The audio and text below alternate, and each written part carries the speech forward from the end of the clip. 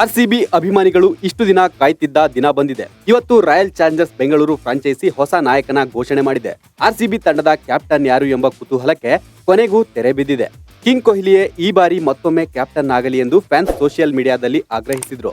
ಆದ್ರೆ ಫ್ಯಾನ್ಗಳ ಅಪೇಕ್ಷೆ ಸುಳ್ಳಾಗಿದ್ದು RCB management ಈ ಬಾರಿ ಬೇರೆಯವರನ್ನ ಕ್ಯಾಪ್ಟನ್ ಮಾಡಿದೆ. ಈ ಬಗ್ಗೆ ಬೆಳಗ್ಗೆ ಸಾಮಾಜಿಕ ಜಾಲತಾಣದಲ್ಲಿ ಸುಳಿವು ಕೊಟ್ಟಿದ್ದ ರಾಯಲ್ ಚಾಲೆಂಜರ್ಸ್ ಬೆಂಗಳೂರು ಅಭಿಮಾನಿಗಳ ತಲೆಗೆ ಹುಳ ಬಿಟ್ಟಿತ್ತು. ಈ ಸುಳಿವು ನೋಡಿದ ಆರ್ಸಿಬಿ ಫ್ಯಾನ್ಸ್ಗೆ ಪಕ್ಕಾ ಕೊಹ್ಲಿಯೇ ಕ್ಯಾಪ್ಟನ್ ಎಂಬ ಬಗ್ಗೆ ಸೋಷಿಯಲ್ ಮೀಡಿಯಾದಲ್ಲಿ ಸಾಕಷ್ಟು ಚರ್ಚೆ ಮಾಡಿದ್ರು.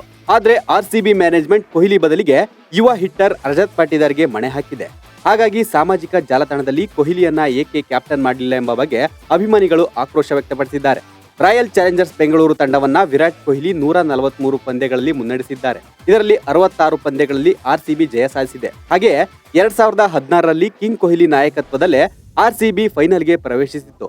3 ಬಾರಿ ಪ್ಲೇ ಆಫ್ ಆಡಿತ್ತು. ಹಾಗಿದ್ರೂ 2021ರಲ್ಲಿ ಆರ್ಸಿಬಿ ನಾಯಕತ್ವ ತೊರೆದಿದ್ದ ವಿರಾಟ್ ಕೊಹ್ಲಿ ಇದೀಗ ಮತ್ತೆ ಕ್ಯಾಪ್ಟನ್ ಆಗೋಕೆ ಆಸಕ್ತಿ ತೋರಿಲ್ಲ. ಬದಲಿಗೆ ತಂಡಕ್ಕೆ ಕಪ್ ಗೆಲ್ಲಿಸುವ ಸಲುವಾಗಿ ತನ್ನ ಪ್ರದರ್ಶನದ ಬಗ್ಗೆ ಹೆಚ್ಚಿನ ಗಮನ ನೀಡಲು ನಿರ್ಧರಿಸಿದ್ದಾರೆ. ಅಲ್ಲದೆ ಈ ಬಗ್ಗೆ ಟೀಮ್ ಮ್ಯಾನೇಜ್ಮೆಂಟ್ಗೂ ಸ್ಪಷ್ಟಪಡಿಸಿರುವ ಕೊಹ್ಲಿ ಯುವ ಆಟಗಾರರಿಗೆ ನಾಯಕತ್ವ ನೀಡಿ ನಾನು ಅವರಿಗೆ ಸಂಪೂರ್ಣ ಸಹಕಾರ ಕೊಟ್ಟು ಮಾರ್ಗದರ್ಶನ ಮಾಡೋದಾಗಿ ಹೇಳಿದ್ದಾರೆ ಅಂತ ಇನ್ಸೈಡ್ ಮಾಹಿತಿ ತಿಳಿದು ಬಂದಿದೆ. ಕಳೆದ 17 ಆವೃತ್ತಿಗಳಿಂದಲೂ ಐಪಿಎಲ್ ಆಡುತ್ತಾ ಬಂದಿರುವ ರಾಯಲ್ ಚಾಲೆಂಜರ್ಸ್ ಬೆಂಗಳೂರು ಫ್ರಾಂಚೈಸಿಯು ಇದುವರೆಗೂ ಕಪ್ ಗೆಲ್ಲಲು ಸಾಧ್ಯವಾಗಿಲ್ಲ.